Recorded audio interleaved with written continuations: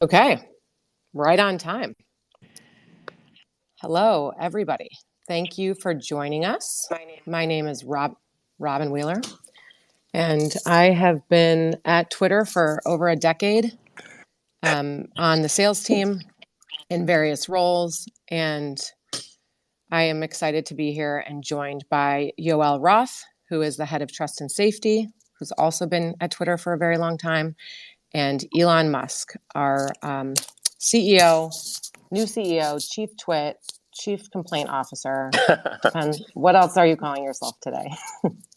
Well, I'm on the complaint hotline, so There you go. That's yeah, right. listening to concerns and trying to address them. So And we um, appreciate that. yeah, That's absolutely. that's exactly what today is. I wanted to kick off just by saying to all of our advertising partners, our content partners that are joining today, I want to reiterate that our commitment to all of you has not changed. Our teams are out there, still in place, and are committed and dedicated to providing the service that you've learned to love from this platform. So that is true. And our policies around content moderation and brand safety have not changed. That being said, there is a lot of change at Twitter, and a lot of it is very exciting. And that's why we want to have Elon here talking to all of you. He's spent, the last several days talking to partners and answering their questions, and it's just really critical for him to hear directly from you. Now, I am today representing the advertising and partner community, so we have tons of questions that we've been gathering. Our teams are gathering, and I will be representing that. That said, we've got some speakers that are joining as well that I'll call upon directly from the community. Our teams are getting questions in real time as well that we will be asking. So we want this to be a very open and honest dialogue, and we're excited. So with that, I want to kick off, Elon, with a question. Just, it's been, 14 days almost. What has been your biggest learning in that time? Well, I think the biggest thing that I've come to learn is that there's tremendous potential that's untapped for Twitter, and that there are a lot of really talented people at Twitter that I think can take the company in a lot of interesting new directions. We really want to be, as I've mentioned before publicly, the sort of the digital town square, where that is as inclusive as possible, meaning like the as many of people, like can we get 80% of humanity on Twitter, and talking and maybe in ideally in a sort of positive way. Can we exchange, instead of having violence, have words, and and maybe once in a while people change their minds.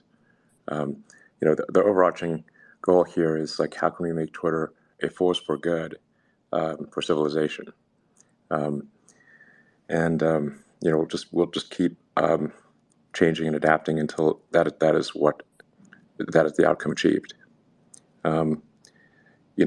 People should look back on Twitter, or consider Twitter to be a good thing in the world. Like I said, something that furthers civilization, that you're glad that it exists. Um, and, uh, and as I said in some of my tweets, I think we want to just be in vigorous pursuit of the truth, like to be somewhat in the business of truth.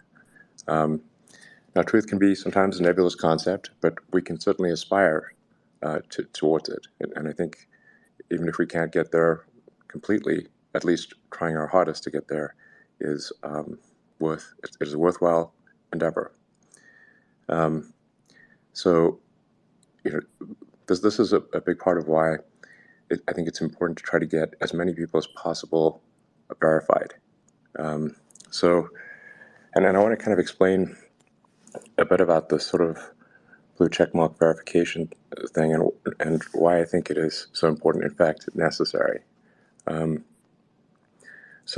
Because I'm struggling with the question of how do you deal with millions of bots and sort of troll farms, including malicious actions by state actors. Um, there's hundreds of millions of fake accounts that are created every year at Twitter. Most of them are blocked, but not all of them. Um, the issue is that creating a fake account is just extremely cheap. It maybe is a tenth of a penny or some very small amount of money. By sort of charging $8 a month, it raises the cost of a bot or troll by somewhere between 1,000 and 10,000. But there's a there's and there's a detail here which I think is appreciated by very few people. That's also very important, which is it's not just the money, because you could say, well, wouldn't a state actor have $8 million a day to create a million fake accounts? Well, yes, they've got the budget, but here's the problem: they don't have a million credit cards, and they don't have a million phones. That's the actual kicker. There's no way to overcome that. Okay. Um, we will be vigorously pursuing any impersonation, any deception. Another way to think of it is like, is there the high level principle is someone engaged in deception? If someone is engaged in deception, and then we will suspend that account, at least temporarily. Sort of in thinking of this like sort of an information problem. Truth is signal, and falsehood is noise, and we want to improve the signal to noise ratio as much as possible. So now there'll be some bumps along the road here, but I think in the long run this will work out extremely well.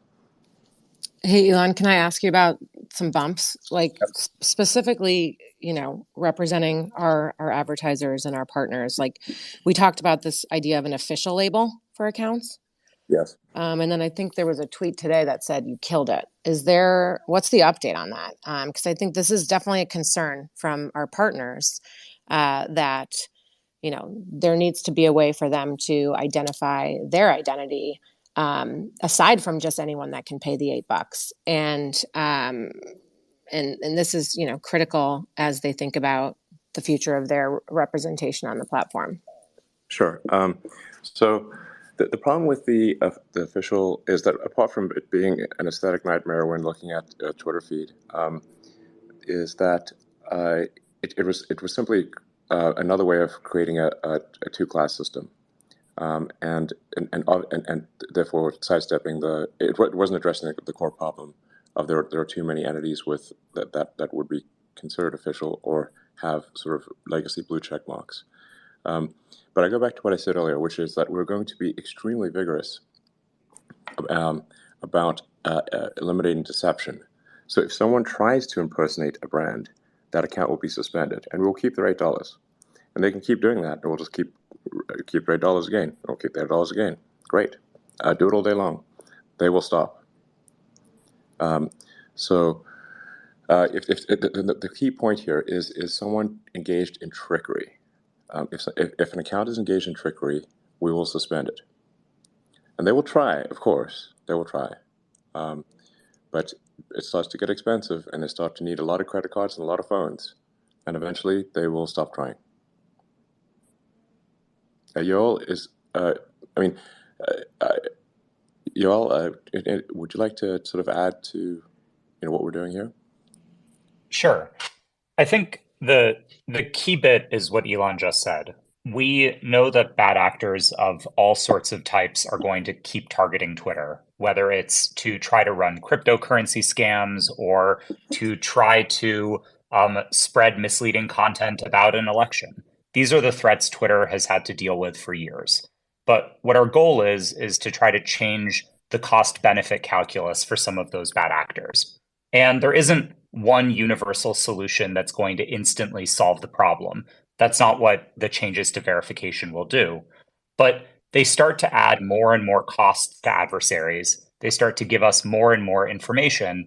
And eventually, they start to turn the tide of what the security landscape on Twitter looks like. Yeah, exactly. So, Okay. Go ahead. no, I was just gonna say it. So, I say like just sort of stay tuned for, and we're going to react dynamically to attacks on the system. There will obviously be massive attacks. Um, there will be attempts at impersonation and deception of various kinds, or just frankly noise, where it may not it's simply annoying. Um, we want Twitter to be not just truthful but also interesting and entertaining. And we will stop anything that is not truthful, interesting, or entertaining, or at least relegate it to where you don't really see it much. And over time, and maybe not that long time, the when you look at mentions and replies and whatnot, the default will be to look at verified. You can still look at unverified, just as in your Gmail or whatever. You can still look at the sort of probable spam folder, or but that is you'll have your inbox of highly likely to be relevant, and then you can still look at all the others, but it will default to the highly relevant category, which will be verified. Okay, this is good because you're starting to go down this path, and this is certainly the biggest topic that's top of mind for our partners. And it's this idea of content moderation. And I think everybody believes, all of our partners believe that Twitter should be a force for good. It should be a town square. All voices should be welcome. The concern is, what does that mean for, content moderation, for providing a safe environment? So I guess I'm gonna pair these together. Like brand safety, it's critical to this industry, and it's been a core tenet and priority for Twitter, as displayed by our partnerships with Garn and several other bodies. How are you thinking about content moderation and brand safety? Well, thus far, our moderation policies have not changed, nor has the enforcement of those policies changed. It stands to reason that if somebody's advertising that they do not want super negative information right next to their ad, or a content that may be inappropriate, say for if it's a sort of family brand having not safe for work content right next to it, makes no sense.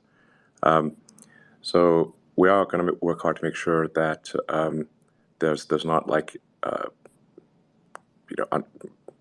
bad stuff right next to an ad, which really doesn't serve anyone any good. We're also working hard to improve the relevance of the ads. So an ad in the limit is information if it is highly relevant, but if it is irrelevant, it is noise. And if the ad is noise, it does not serve the advertiser or the user.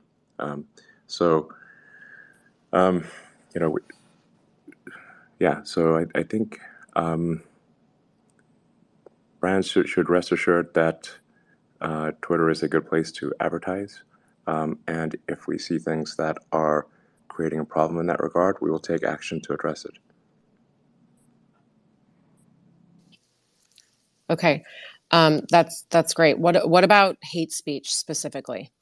When you talk about bad things next to ads, like Yeah, I don't think having hate speech next to an ad is great. Obviously. yeah, and I think this is what the concern is exactly of a lot of our partners. Yes, the thing that not to hop too much on this sort of $8 verified thing, but the propensity of someone to engage in hate speech, if they have paid $8 and are risking the suspension of their account, is going to be far less. I mean, if like think of it more like if you like how much hate speech do you encounter if you go to a party, or just you're at an event with people. Depends who's hosting the party. Just Well, kidding. yeah, but I mean, in most parties, let's say, if you meet people in person, how much hate speech do you actually encounter? It's quite rare, and so it's sort of the but if someone can create you know 1,000, 10,000, or 100,000 troll accounts that are anonymous, that can, and where there's no cost to engaging in harassment or hateful behavior, then you'll get a very small number of people that seem very loud. Like in general, like I have a lot of faith in humanity. Like the vast majority of people, I think, are good, not bad. They're good, but there's a small number of people who are not good, um, and and and if those small number of people who want to engage in terrible behavior um, are allowed to amplify their voice tremendously with fake accounts, then they will do so. So this is why I think that the only way for any social media company to solve this is with a mild paywall. It's sort of not a paywall, but a paywall for prominence. And then people will just default to looking at comments and mentions that from those that are sort of that are verified, and you really won't see much of the rest. So I think it's the only solution. I cannot think of any other path to having a good system. Okay, thank you. I'm also going to ask Yoel. Yoel, you've sent a bunch of great tweets out recently. Can you just speak to where we stand with policies, but also, the facts around what we're seeing on the platform today in terms of toxicity? Absolutely.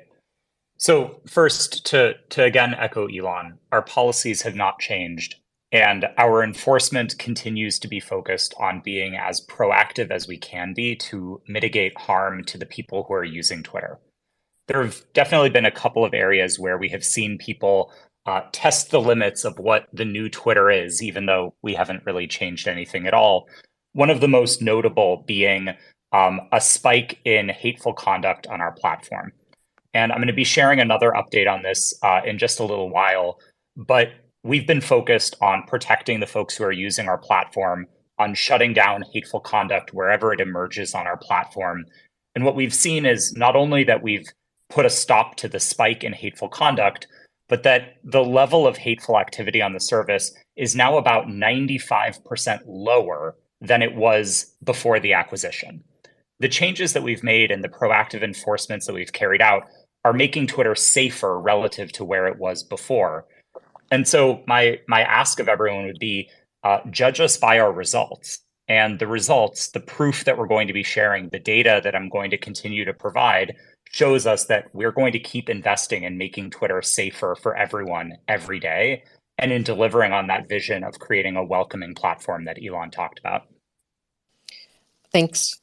So I want to bring up David Cohen, who is the CEO of the IAB, the Interactive Ad Bureau, which is, as we all know, one of the governing bodies of our ad industry. And he's a very trusted name and partner, given this is such an important topic. David, what can we answer for you? Appreciate that. Thank you. I would just want to start by saying that we are rooting for you and for Twitter. So at the risk of that not being obvious, this is not a softball question. And it's something that we're hearing from many of our members. So I thought it'd be a good time to ask. We all have a brand. There is the Elon brand and how it shows up on Twitter. And there is Twitter as a platform and business that the world and the marketing community have come to know and love, warts and all. Those two things can sometimes blur. So the question is, how should we think about the coexistence of those two distinct but obviously related perspectives? Right. Well, I think if I say that Twitter is doing something, then I mean Twitter, and if I say I, then I mean me. And if there's any confusion about the two, then I would just ask me on Twitter, basically. But obviously, Twitter cannot simply be some extension of me, because then anyone who doesn't agree with me will be put off. So Twitter must be, as a platform, as neutral as possible, That doesn't mean I'm completely neutral. That would be untruthful. I am not neutral. No person is. Right. But it is important to have broad acceptance of the platform, that the platform be neutral, and as sort of as inclusive as possible to the widest demographic possible. That is the only path to success. Got it.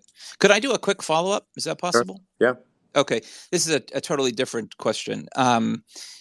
In my experience and from what we hear from our members, 700 plus strong, brands are interested in basically 5 things: scale, relevance, brand safety and suitability, ability to measure, understand what I put stimulus in the market, what does it do for my bottom line, Yep. and then an impactful creative canvas. Of those 5 things, where do you think Twitter is today? And where are you going to spend the majority of your time in the immediate term? Well, I think we're probably not doing great on any of them. Doing okay on some. We're terrible at relevance, I think. And one of the ways we're going to address that is by integrating ads into recommended tweets. So the relevance of recommended tweets is much better than the relevance of the ads because they're 2 different engines. We need to have them be the same software stack. So I've reorganized Twitter software from having 3 different software groups to having 1, and that's occurred just in the past week. So we really need to improve the relevance of the ads. As I mentioned earlier, if an ad is highly relevant and timely, then it's really information. Like it's something you might actually want to buy when you want to buy it. That's great. But if it's something you'd never want to buy, then it's annoying and it's spam, and that doesn't serve the advertiser or the user. Mm-hmm. So that's incredibly important to improve that. So that's a major priority, and I think you'll see that get way better, in the coming months. Appreciate it. I'll pass it back to you, Robin. I mean, at the end of the day, like at a high level, Twitter needs to be useful to advertisers in both the short term in driving demand and in the long term, hence the brand safety. But I mean, at the end of the day, it's short term and long term demand is kind of what it comes down to. So drive sales in the short term and protect the demand in the long term. Got it. Thank you. Well, thanks, David, and feel free to jump in if you have more questions. Okay. I would just say, like, Elon, I like hearing you say short and long term. I think we've heard a lot about subscriptions. We know that's important to your strategy, but like, can you say anything more about long term and the role advertising plays within Twitter, both in the subscriptions piece as well as the non-subscriptions piece? Well, it's just that there's.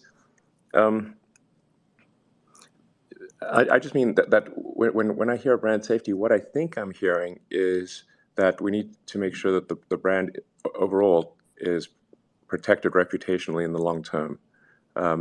So that there may be something that drives short-term sales, but it's next to hateful content, and that may drive short-term sales, but is ultimately detrimental in the long term. So that's. If I would put myself in the CEO or CMO position of any advertiser, I'd say, well, I want to make sure we do drive sales in the short term, but we're also not doing anything that damages our reputation in the long term.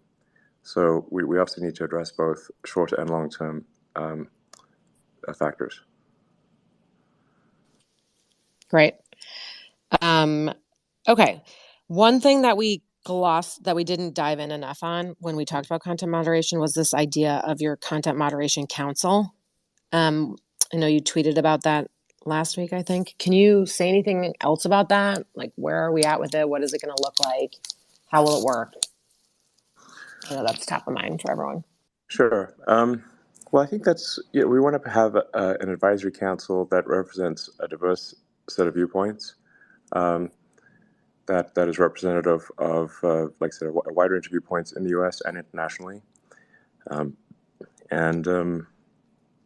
Yeah. Now, in the short term, like I've only got the keys to the building, a week ago Friday. So, Yeah. I'm moving pretty fast here, but it does take a moment to to completely rewrite the software stack. So, but I can say that the rate of evolution of Twitter will be an immense step change compared to what it has been in the past. If, if nothing else, I am a technologist, and I can make technology go fast, and that's what you'll see happen at Twitter. Yep, that's true. And actually, you tweeted earlier today something about there's going to be dumb things coming in months. Mm-hmm. I assume that is, I mean, yeah. yeah. Well, because you're moving we so fast, right? Like, Yeah. I mean, Yeah. Go ahead. I mean, obviously, the intent is not to do dumb things. Right. Like we're not aspirationally dumb. We're aspirationally, not dumb. But despite being aspirationally not dumb, we will still do dumb things. And there's some element here of nothing ventured, nothing gained.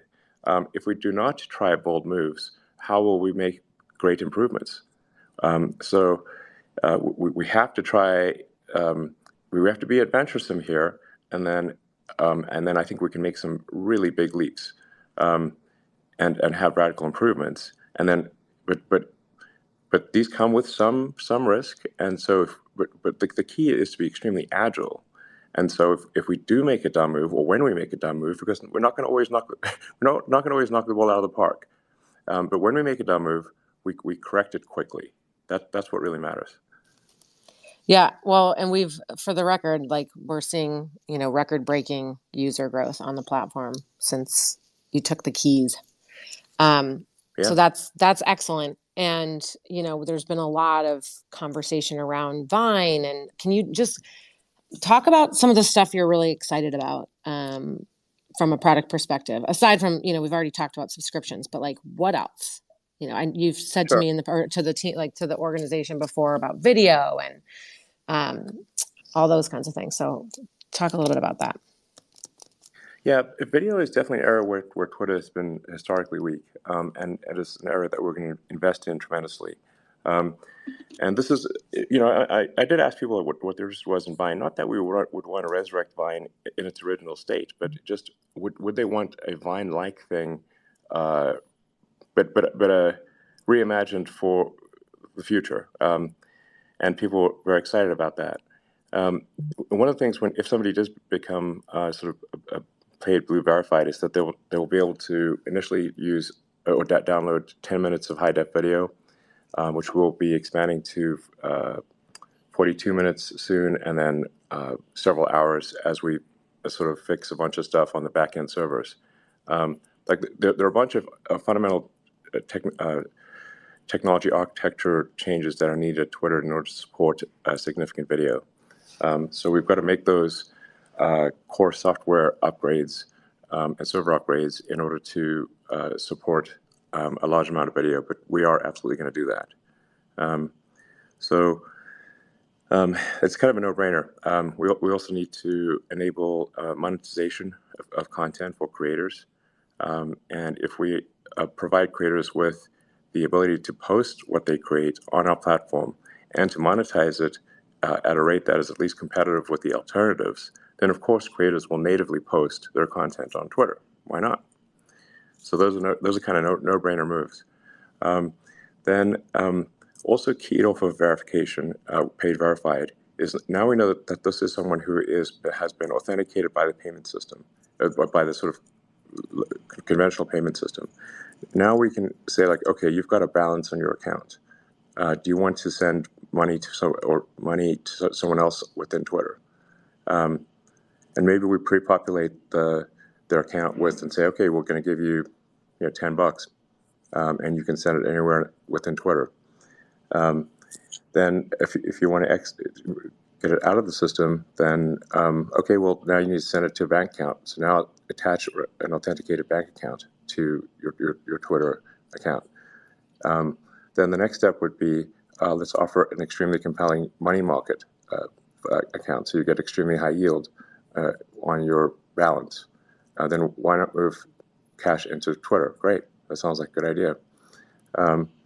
And then add debit cards, checks, and whatnot. And I think it will be just basically make the system as useful as possible. And the more useful and entertaining it is, the more people will use it. That's right. Amen to that. Hey, Robin, I've got a follow-up if that's okay. It's Yes. David. So I'm getting a tsunami of tweets and texts, as you would imagine. So lots of questions out in the world. One of them, I guess the headline is, there's a challenge with some of your tweets, Elon, and that they leave a lot to interpretation. You had something around truth versus high quality journalism and news. Can you talk a little bit about kind of how you see those two things as different or the same? Well, I do think that we should be empowering citizen journalism in that if you say, like, how is the narrative defined? How's the Western narrative defined? And I think at this, right now, I think it's overly defined by a small number of major publications, and that I think is not as good as enabling the people to define the narrative as well. In other words, elevating citizen journalism. I mean, I think we've all seen articles in major newspapers where we know a lot about what actually happened, and what we know that what actually happened is not what is represented in that article. Now, then why would you think it's different for anything else? Got it. So this is not an either or. This is in your mind. This is in addition to. High quality journalism has a role in the world and on Twitter, clearly. Absolutely. And okay, got it. No question. I'm not saying that we should somehow downplay major publications or prominent journalists. I'm simply saying we should elevate the people and give voice to the people. Vox populi, vox Dei. Understood. Thanks.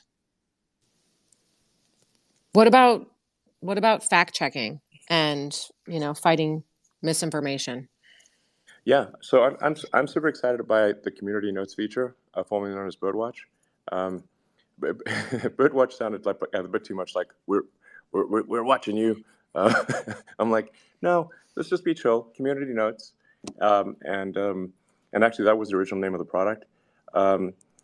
It's awesome, and we're going to really go pedal to the metal on community notes. And the way it works, I think, is actually very exciting. In fact, Keith's not on, or maybe he is, but I highly recommend looking at the community notes feature. It's epic. So this is really going to help in improving the accuracy of what's said on the system. It's analogous to the way sort of PageRank works in Google, where the prominence of a web page is proportionate to how much weight other prominent web pages give that web page. But it's easier if you just search Birdwatch or Community Notes on Twitter. You'll see how it works, and I think it's a game changer in my view.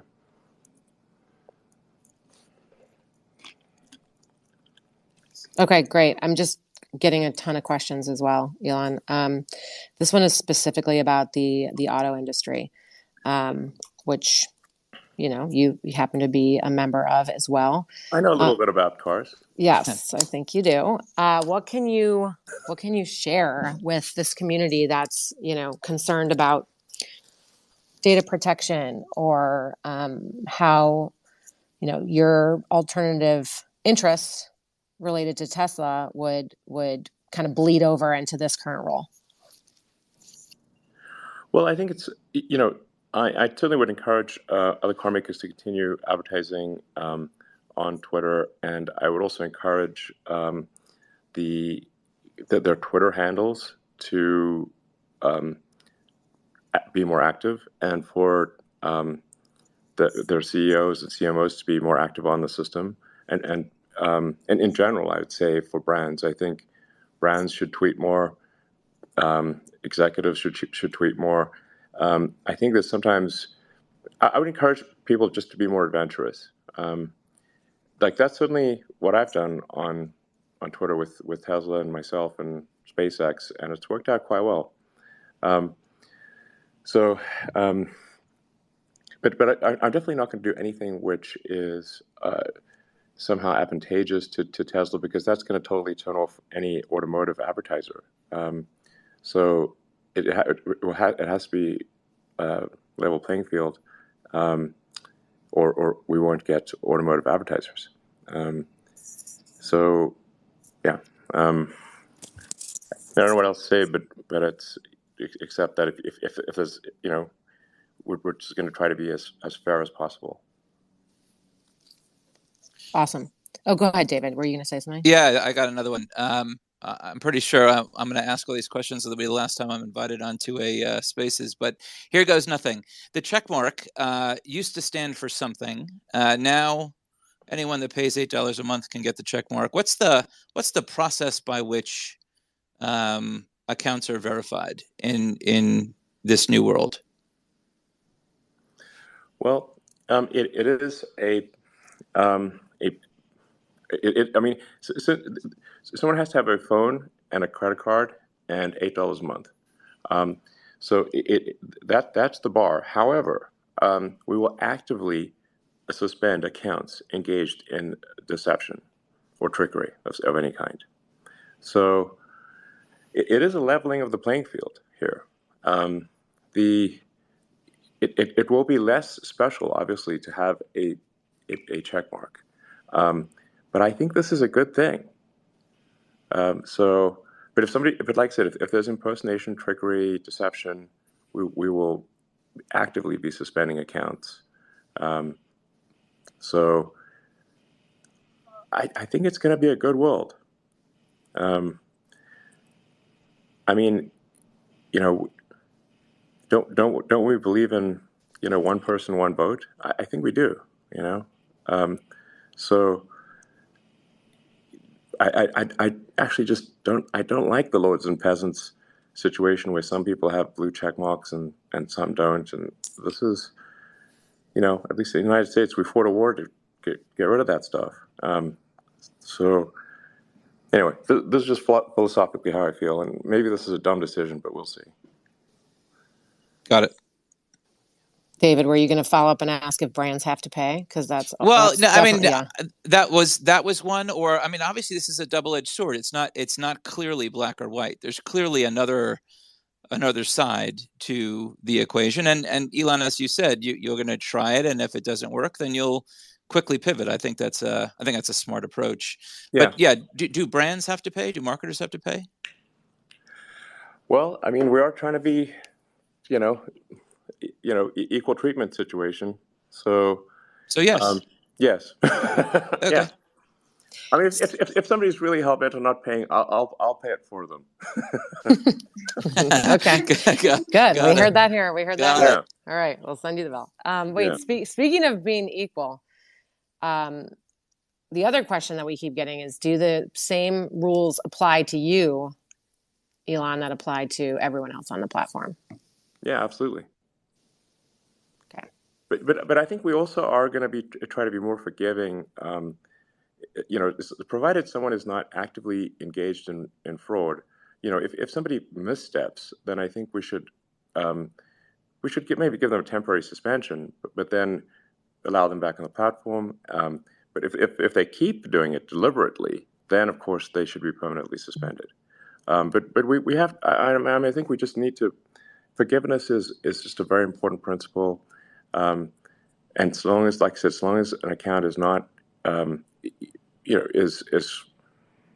takes corrective action and does not do bad things repeatedly, then then they shouldn't be suspended permanently. But if they do bad things repeatedly and deliberately, then they should be suspended permanently.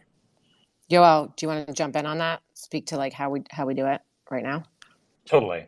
I mean, let's kind of take a step back in the history of trust and safety stuff on platforms. For many years, the only thing that Twitter could do was delete tweets and ban accounts. That was our only tool for content moderation. And so we did quite a bit of that. We deleted a bunch of tweets and we banned a bunch of accounts. But one of the directions that we're trying to build towards is having more tools in our toolbox to be able to reduce the harmful impacts of content without always having to go to that step of a ban. And so in the coming days and weeks, you're going to see us start to introduce some of these new concepts and frameworks for content moderation. My focus and my team's focus is how can we enable as much speech as we can while preventing the potential harmful impacts of that speech. And as Elon said, sometimes the only way to mitigate harm is to ban somebody. But we think there's a lot of other stuff that we can do, from warning messages to interstitials to reducing the reach of content that we haven't fully explored in the past. And you're going to see us move quickly to build some of these new tools and to integrate that with our policy approach. Exactly. That's very well said, Yoel. And you know, and I very much think like we want a diversity of viewpoints within Twitter. You know, sort of, you know, sort of a Lincoln-esque cabinet, if you will. You know, representing a diversity of viewpoints. But at the end of the day, like the success will be, if people like Twitter, they will use it and they will use more frequently, and we'll get more people joining. And if advertisers and brands, if companies like Twitter, they will use it and they will buy advertising, and if they don't, they won't. And so the proof is in the pudding. You know, yeah. So and I think it will be a good thing. And we're really going to agonize a lot about what is right, what should be done, what is a force for good in the long term. And sometimes we'll be wrong about that, and we'll, you know, like I said, take corrective action. But really, I think we'll see. Like if we're doing a good job, we'll see user growth be high. We'll see advertising interest be strong if we do a good job, and if we will see the opposite if we don't.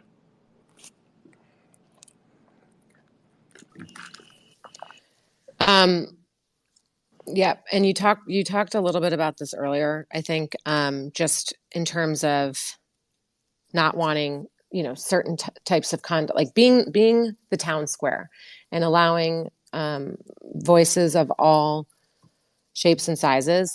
Like how are you thinking about choice on the platform? And like, you know, certain people are comfortable with certain content, others are less comfortable. Like, can you talk a little bit about that vision and how that's going to come to life, and like when you think we can see that?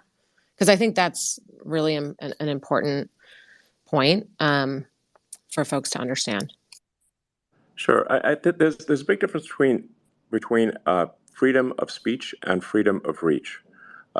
So, at least in the United States, we're big believers in freedom of speech. So somebody can say all sorts of things that we don't agree with and find unsavory. Like if you just were to go to Times Square right now, there's going to be somebody saying something crazy, but we don't throw them in prison for that. But we also don't give them, put them on a gigantic billboard in Times Square. So there's we have to be, I think, tolerant of views we don't agree with, but those views don't need to be amplified.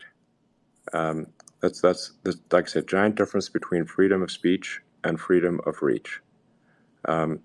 So, and I mean these are difficult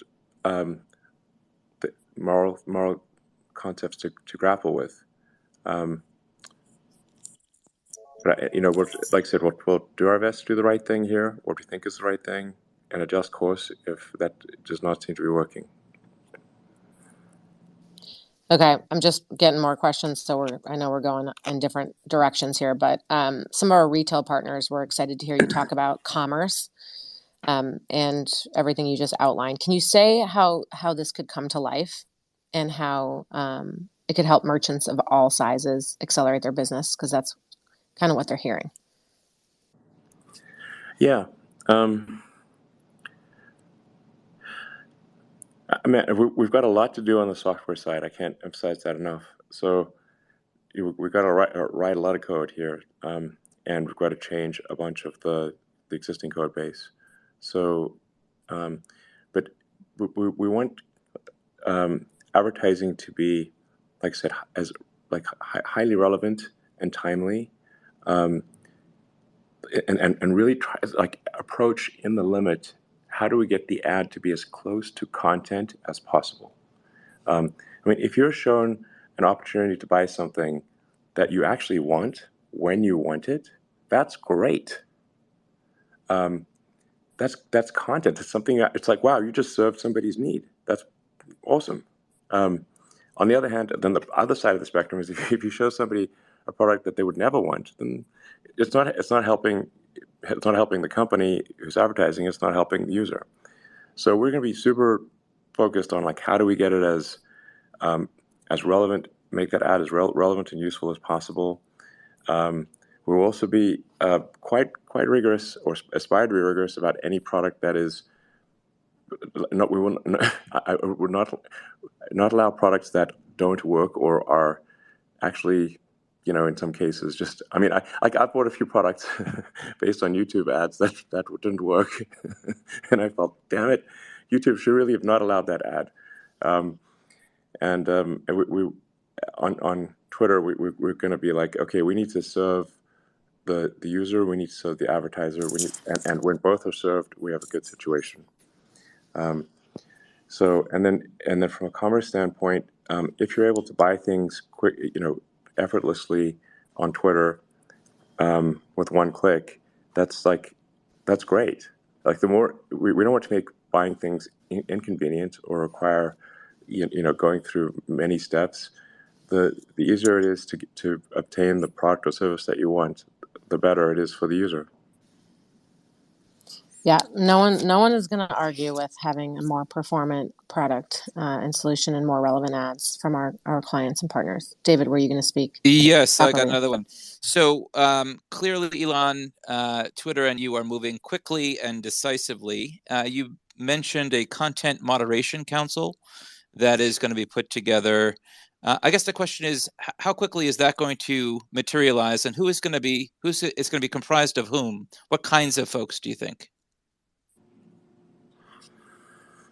Man, that's a hard one to answer. I think it'll probably take us a few months to put that together, and I mean, certainly a lot of people that want to be on it. So, but this will be an advisory council, not a command council. It's basically so that that the leaders at Twitter can hear what a lot of people have to say, and just make sure that it's that we're not sort of being numb to the pain of what people are feeling. Basically, are we listening carefully? But just going back to what I mentioned earlier with respect to the community notes feature, in terms of accuracy and truthfulness, that's going to be very powerful. And I think it will obviate the need for a lot of the content stuff that currently is in place. I think. So. And look, I'm open to ideas. If you have thoughts here, that would be good to know. Yeah, what do you think we should do? Yeah, we absolutely do, and we get feedback all the time, so we can absolutely do that offline. Okay, sounds good. I can just say that like the aspiration is very much to do the right thing, and the I think the best evidence for us doing the right thing will be that more people are signing up, they're spending more time in the system, that it's working for advertisers as well. Just a quick add-on to the Content Council, even like will they also weigh in on account suspension and how you think about banning folks? I think that I think weigh in is the correct word. At the end of the day, I am the chief twit here, so the responsibility is mine. I think it's difficult to really say anything to say anything else would I think be disingenuous. It is both. It is if things go wrong, it's my fault, because the buck stops with me. But I would like to hear what people have to say, and then we'll make our decisions accordingly. And obviously, if I make decisions that people don't like, then advertisers will leave the system, and users will leave the system, and we will fail. I appreciate you saying that, actually, because I would like to know what you would have to say to the brands that are paused or holding on running right now during this transition. Yeah, well, I understand if people want to kind of give it a minute and kind of see how things are evolving. But really, the best way to see how things are evolving is just use Twitter, and see, well, how's your experience? Has your experience changed? Is it better? Is it worse? As you all was saying, actually, we've been more rigorous about clamping down on bad content and bots and trolls, not less. So my observation of Twitter over the past few weeks is that the content is actually improving, not getting worse. I mean, but actually, if there's anyone on the call who'd like to speak up, if they think this is actually not the case, please say so.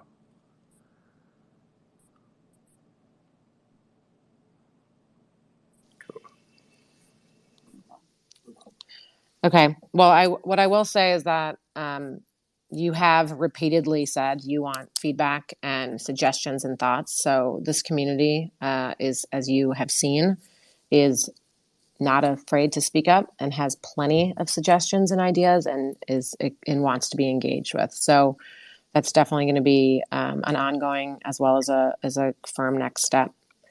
Yeah, I mean, something that's I can't emphasize enough. To advertisers, brands, and the best way to understand what's going on with Twitter is use Twitter. And if there's something that you don't like, reply to one of my tweets, and I'll do my best to respond. But I think it's actually getting better, not worse. And the proof's in the pudding. You just use Twitter and see how it feels to you. I think it's actually going in a good direction. Yeah. Awesome. Okay, I think we're getting close to the end here, so I'm going to give you the floor to say whatever you want, and then I can wrap it up. Okay. Well, I'm probably being a bit repetitive here, but like I said, the larger goal is to do things that serve the greater interests of civilization, and have Twitter ultimately be a force that is moving civilization in a positive direction where people think it is a good thing for the world. And the evidence for that will be new users signing up, and more people using Twitter for longer. And then I think also if you were to use Twitter for an hour a day, that when you look back, you don't regret the time. That's actually also kind of important. You don't want something that's say hyper addictive, but then you look back and you're like, man, I kind of regret how I spent that hour. You want to enjoy using Twitter and find it entertaining, informative, funny, and then when you look back at the time you spent on Twitter, not regret it. And then I think that then we will have succeeded. Amen. Thank you to the entire team at Twitter, to Yoel, to Elon, to everyone on this call, to our partners for asking the tough questions, for pushing us, and to being with us through this transition. As I said in the beginning, we're here. Our team is here, and we are committed to serving you as we have. We are committed to answering your questions and to helping you feel comfortable through this transition. And we want you to continue to push us, to ask questions, and to trust us. And we'll just continue to communicate the best we can to further build trust in this community. So with that, thank you everyone for joining, and see you out there. All right. Thank you. Bye-bye. Bye.